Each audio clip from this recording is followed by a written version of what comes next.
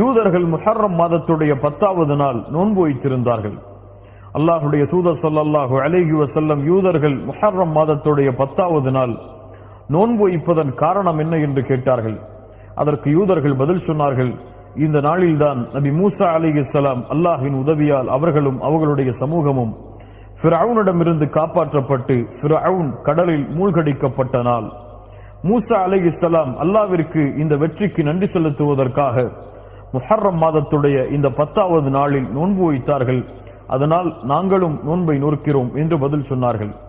அல்லாஹுடைய தூதர் ஸல்லல்லாஹு அலைஹி வஸல்லம் சொன்னார்கள், உங்களை விட நபி மூசாவிற்கு உரிமையானவர்கள் தகுதியானவர்கள் நாங்கள்தான் என்று தங்களுடைய சஹாபாக்களுக்கு முஹர்ரம் மாதத்துடைய 10வது நாள் நோன்பு வைக்குமாறு பணித்தார்கள்.